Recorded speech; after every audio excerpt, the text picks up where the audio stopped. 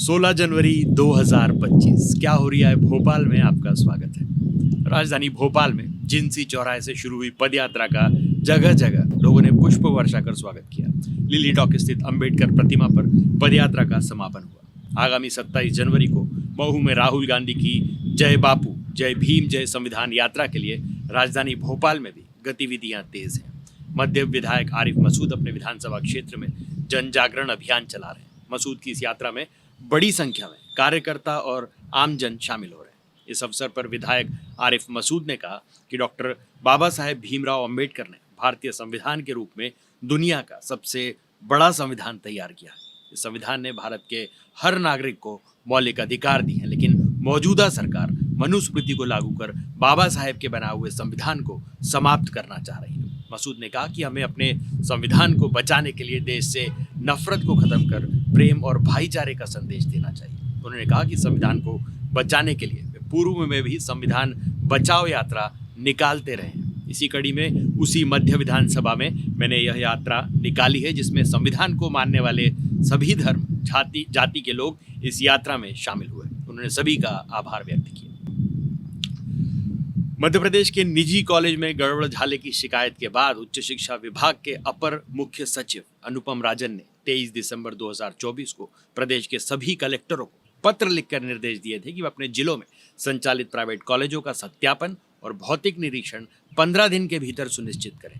लेकिन 22 दिन बीतने के बावजूद न तो किसी कॉलेज का निरीक्षण हुआ है, न ही कोई कार्रवाई की जानकारी सामने आई है। दरअसल मध्य प्रदेश के फर्जी नर्सिंग कॉलेज का खुलासा होने के बाद अब अन्य कॉलेजों के भी मामले सामने आ रहे हैं।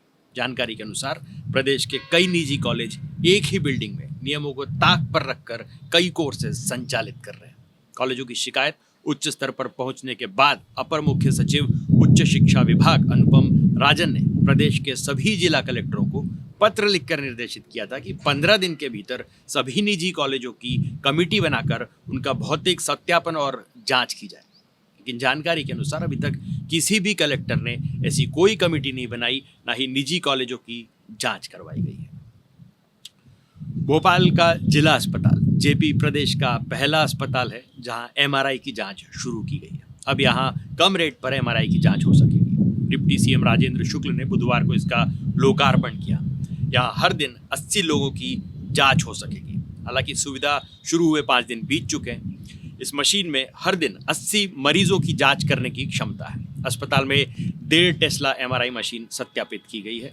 यहाँ सीजीएचएस से भी कम दरों पर जांच हो सकेगी। स्वास्थ्य विभाग ने प्राइवेट पब्लिक पार्टनरशिप के तहत कृष्णा डायग्नोस्टिक्स लिमिटेड के माध्यम से यह सुविधा उपलब्ध कराई है। एमआरआई केंद्र 10 करोड़ 50 लाख रुपए की लागत से बनाया गया है, जिसमें भवन निर्माण, उपकरण और तकनीकी उन्नयन शामिल है। इसमें टेस्ला यूएमआर 580 मशीन लगाई गई है, जो हाल ही में लॉन्च उन्नत तकनीक से लैस है। यह तेज, सटीक, उन्नत इमेजिंग और ऊर्जा दक्षता सुनिश्चित करती है। केंद्र में प्रतिदिन 80 मरीजों की स्कैनिंग क्षमता है। न्यूनतम प्रतीक्षा समय और सटीक रिपोर्टिंग के साथ गुणवत्तापूर्ण सेवा प्रदान करती है। सीएम डॉक्टर मोहन यादव की अध्यक्षता में बुधवार को मंत्रालय में कैबिनेट बैठक हुई।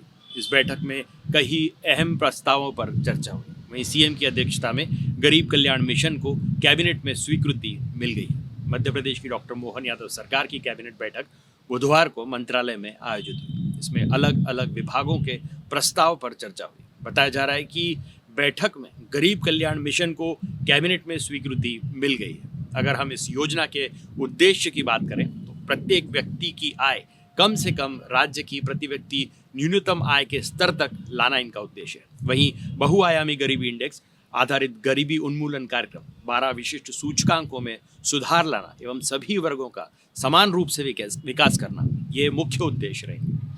गौरतलब है कि डॉक्टर मोहन यादव सरकार ने युवा, महिला, किसानों व गरीबों के उत्थान और विकास के लिए विशेष योजनाएं और कार्यक्रम शुरू किए। इसके लिए सरकार मिशन मोड पर काम करेगी। सरकार ने वर्ष 2024 में यह मिशन शुरू करने का निर्णय लिया था। इसे लेकर खुद डॉक्टर मोहन यादव ने एक्स पर पोस्ट में चारों मिशन प्रारंभ करने की बात कही थी। मैपकॉस्ट में सुरक्षा, हाउसकीपिंग और मैन पावर से जुड़े 2 करोड़ रुपए के सालाना ठेके को लेकर बड़ा फर्जीवाड़ा सामने आया है। सरकारी एजेंसी की आड़ में चहेते ठेकेदारों बिना टेंडर प्रक्रिया के यह यह सब मुख्यमंत्री डॉक्टर मोहन यादव के अधीन आने वाले विभागों में हो रहा है।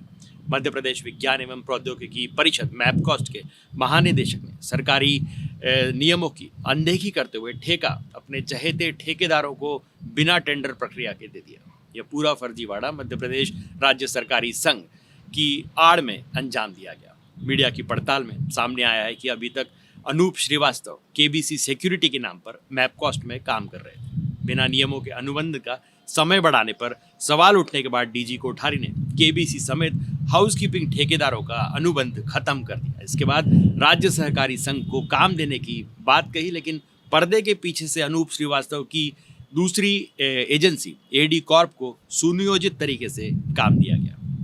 इस बार सिर्फ सुरक्षा ही नहीं, हाउसकीपिंग और मैन पावर का काम भी श्रीवास्तव की एजेंसी को दे दिया गया, जो भंडार क्रय नियमों का सीधा उल्लंघन है। इसको लेकर मैपकॉस्ट के वित्तीय अधिकारी आपत्ति जता चुके हैं। ग्वालियर में मसाज पार्लर की आड़ में देह व्यापार का धंधा चलाने वालों ने पुलिस की पोल खोल दी है। पार्लर के आरोपी मैनेजर ने खुलासा किया है कि थाने का हवलदार उनसे हर महीने 15,000 रुपए की वसूली करता था। उसे पैसे थमाकर वह बेफिक्र हो जाते थे कि पुलिस उनके धंधे की तरफ आंख उठाकर भी नहीं देखेगी। इसी कारण पार्लर के अलावा होटल और दूसरे ठिकानों पर भी लड़कियों की सप्लाई का काम शुरू कर दिया गया था। देह कारोबार के धंधे में पुलिस की सांठगांठ सामने आने पर एसपी धर्मवीर सिंह यादव ने हवलदार को सस्पेंड और विश्वविद्यालय थाना प्रभारी को लाइन हाजिर किया है। दरअसल विश्वविद्यालय थाना क्षेत्र के पटेल नगर सिटी सेंटर में the healing hand massage therapy के नाम से चल रहे मसाज पार्लर पर 2 दिन पहले पुलिस ने देह व्यापार का कारोबार पकड़ा था। पार्लर में घुसने से पहले पुलिस ने एक ग्राहक भेजकर युवती से बातचीत करवाई थी। दबिश में पार्लर के अंदर 6 युवतियां, ग्राहक जितेंद्र राजपूत और संकेत बंसल के अलावा पार्लर का मालिक प्रीतेश चौरसिया निवासी मॉडल टाउन और मैनेजर देवेंद्र शर्मा निवासी दहीसर मुंबई को गिरफ्तार किया गया। प्रीतेश और देवेंद्र ने पूछताछ में खुलासा किया कि मसाज का काम तो सिर्फ दिखावा था, असली धंधा वेश्यावृत्ति का था और इसी से कमाई होती थी। पार्लर खुलने के कुछ दिन बाद ही विश्वविद्यालय थाने के हवलदार मनोज शर्मा ने आकर हफ्ता वसूली तय की थी। मनोज बीट प्रभारी होने का हवाला देकर हर महीने 15,000 रुपए ले जाता था और कोई कार्रवाई नहीं होने का भरोसा देता था। इसी दम पर बेफिक्र होकर देह व्यापार का कारोबार चल रहा था। इंदौर आरटीओ में ड्राइविंग लाइसेंस के लिए कर्मचारियों द्वारा अचानक मार्कशीट को अब अनिवार्य कर दिया गया है, जिसकी जानकारी आरटीओ को नहीं दी गई थी। सोमवार को परमानेंट ड्राइविंग लाइसेंस का टेस्ट देने आए सैकड़ों आवेदकों को बिना मार्कशीट के वापस लौटा दिया गया। कर्मचारियों ने यह तर्क दिया कि कोर्ट के आदेश के अनुसार आधार कार्ड को आयु प्रमाण के रूप में स्वीकार नहीं किया जा सकता, इसलिए मार्कशीट जरूरी है। इस मामले की जानकारी मिलने पर आरटीओ प्रदीप शर्मा ने तुरंत हस्तक्षेप किया और इस नई व्यवस्था को बंद करवाकर पहले की प्रक्रिया को बहाल कर दिया। आरटीओ ने कहा कि परिवहन विभाग द्वारा संचालित सारथी पोर्टल पर मार्कशीट अपलोड करने का कोई विकल्प नहीं। उन्होंने स्पष्ट किया कि जब तक पोर्टल में यह सुविधा नहीं जोड़ी जाती तब तक मार्कशीट की अनिवार्यता लागू नहीं होगी। साथ ही उन्होंने एनआईसी अधिकारियों से संपर्क कर पोर्टल में इस विकल्प को जोड़ने के लिए बातचीत शुरू की। उन्होंने यह भी बताया कि आधार को आयु प्रमाण के तौर पर मान्यता नहीं दी जा सकती, इसलिए मार्कशीट पर लिखी जन्म तिथि को एक वैकल्पिक दस्तावेज के रूप में इस्तेमाल किया जाएगा। उन्होंने कहा कि भविष्य में लर्निंग लाइसेंस टेस्ट के समय ही आवेदन के दौरान मार्कशीट अपलोड करनी होगी, ताकि जन्म तिथि की पुष्टि के बाद आवेदक को टेस्ट में शामिल किया जा सके। आरटीओ ने यह भी कहा कि जल्द ही सारथी पोर्टल पर आवश्यक बदलाव किए जाएंगे। तब तक आवेदकों को बिना मार्कशीट के लाइसेंस की प्रक्रिया में कोई दिक्कत नहीं होगी। इस निर्णय ने सैकड़ों आवेदकों को राहत दी है, जो नई व्यवस्था के कारण परेशान हो रहे थे। हाल ही में आरटीओ जगह जगह कैंप भी आयोजित कर रहा है, ताकि सभी लोगों के लाइसेंस बन सकें और लोग लाइसेंस के अभाव में कानूनी उलझनों में ना पड़े। इंदौर महालक्ष्मी मेन रोड पर गृह निर्माण संस्थाओं के आवासीय भूखंडों पर अवैध व्यावसायिक निर्माण धड़ल्ले से हो रहे हैं, जिसमें बैंक और अधिकारियों की मिलीभगत उजागर हो रही है। बैंकों द्वारा जब आम जनता को आवासीय लोन देने में वैधता का सख्ती से पालन किया जाता है, वहीं दूसरी ओर उन्होंने खुद अवैध इमारतें किराए पर ले रखी है। इसका सबसे बड़ा उदाहरण राधिका पैलेस के भूखंड क्रमांक 52 और 53 का है, जिनका अवैध रूप से संयुक्तिकरण कर विशाल व्यावसायिक इमारत बनाई गई। इस इमारत को HDFC बैंक को किराए पर दिया गया। साथ ही अल्टीमेट फिटनेस क्लब और अन्य गतिविधियों के लिए भी इस्तेमाल किया जा रहा है। कलेक्टर आशीष सिंह ने हाल ही में बेसमेंट खाली कराने और पार्किंग की जगह सुनिश्चित करने की कार्रवाई शुरू की। कुछ बिल्डिंगों को सील भी किया गया, लेकिन महालक्ष्मी नगर और अन्य क्षेत्रों में आवासीय भूखंड पर 100% अवैध निर्माण जारी है। इनमें बेसमेंट का प्रावधान न होकर इमारतें सीधे सड़क किनारे बनाई जा रही हैं। बॉम्बे हॉस्पिटल के सामने महालक्ष्मी नगर इसका स्पष्ट उदाहरण है, जहां जन कल्याण, पुष्प विहार, मजदूर पंचायत, साई कृपा, देवी अहिल्या, सरस्वती गृह निर्माण जैसी संस्थाओं के आवासीय भूखंड पर पूरी तरह अवैध व्यवसायिक इमारतें खड़ी कर दी गई हैं। राधिका पैलेस की इस अवैध बिल्डिंग पर भवन अधिकारी गीतेश तिवारी की भूमिका भी संदिग्ध नजर आती है। नियमायुक्त शिवम वर्मा के निर्देश के बावजूद इस निर्माण को रोका नहीं गया और गोलमाल नोटिस जारी किए गए। संयुक्तिकरण की कोई अनुमति नगर निगम तथा ग्राम निवेश से नहीं ली गई है। ऑनलाइन रिकॉर्ड में भी केवल एक भूखंड का नक्शा दर्ज है। नियमायुक्त शिवम वर्मा ने कहा है कि बैंक को पहले सूचित किया जा चुका है कि वैसी अवैध इमारतों में संचालन न करें। जल्दी राधिका पैलेस के साथ साथ अन्य अवैध इमारतों पर भी बुलडोजर चला जाएगा। पाबंदी के बावजूद इंदौर में मकर संक्रांति पर चाइनीज मांझे की बिक्री हुई और इससे पतंगें भी उड़ाई गई। पुलिस प्रशासन और उत्सव प्रेमियों की इस जानलेवा लापरवाही का खामियाजा एक छात्र को उठाना पड़ा। फूटी कोडी ओवरब्रिज से बाइक पर सवार होकर जा रहे छात्र के गले में चाइनीज मांझा उलझने से गर्दन की नस कट गई और उसकी दर्दनाक मौत हो गई। छात्र अपने एक रिश्तेदार के साथ गैस की टंकी लेने बाइक पर जा रहा था, तभी ब्रिज पर पतंग की डोर से उसका गला कट गया। परिजन उसे तुरंत अस्पताल ले गए, लेकिन उपचार के दौरान उसकी मौत हो गई। हालांकि पुलिस ने FIR में सादी डोर से गला कटने का उल्लेख किया है। इससे परिजन नाराज हो गए और उन्होंने दावा किया कि प्रतिबंधित चाइनीज मांझे से उसका गला कटा है। पुलिस अफसरों का कहना है कि जिस डोर की वजह से छात्र की मौत हुई वह चाइनीज धागा नहीं है। परिजनों ने छात्र की मौत के बाद द्वारकापुरी थाने के बाहर प्रदर्शन किया। उनका कहना था कि FIR में सादे मांझे से गला कटने की बात लिखी गई, जबकि चाइनीज डोर से गला कटने से मौत हुई। जब तक पुलिस रिपोर्ट में चाइनीज मांझे का उल्लेख नहीं होगा, उनका प्रदर्शन जारी रहेगा। परिजनों का कहना है कि मौके पर डोर के फोटो और वीडियोस भी रिश्तेदार ने बनाए थे, लेकिन पुलिस कर्मियों ने उन्हें डिलीट करवा दिया। चाइनीज डोर के कारण मंगलवार को मल्हारगंज क्षेत्र में भी हादसा हो गया।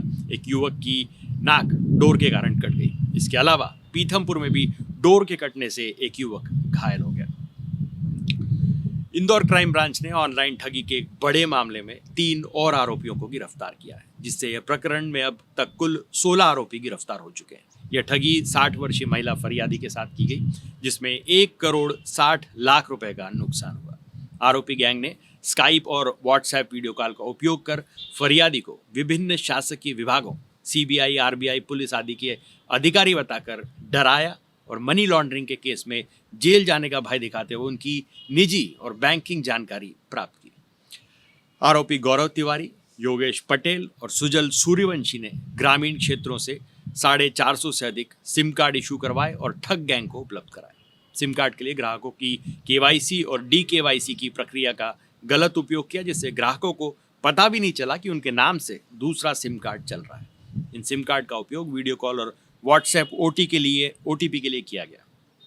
गौरव तिवारी ने बताया कि उसने 2024 में एयरटेल POS एजेंट के रूप में काम शुरू किया और पैसों के लालच में आकर ग्रामीण क्षेत्रों में कैंप लगाकर सिम कार्ड इशू करने का काम शुरू किया। उसके दोस्त योगेश पटेल ने उसे रिटायर्ड सिम कार्ड गैंग के साथ काम करने के लिए प्रेरित किया। योगेश पटेल ने यह भी बताया कि उसने पहले आइडिया कंपनी के प्रमोटर के रूप में काम किया था। सिम कार्ड गैंग के सदस्यों के साथ संपर्क बनाए। सुजल सूर्यवंशी ने कबूला कि वह लाओस स्थित ठग गैंग के साथ काम करता था और देश के बाहर भी सिम कार्ड भेजता था।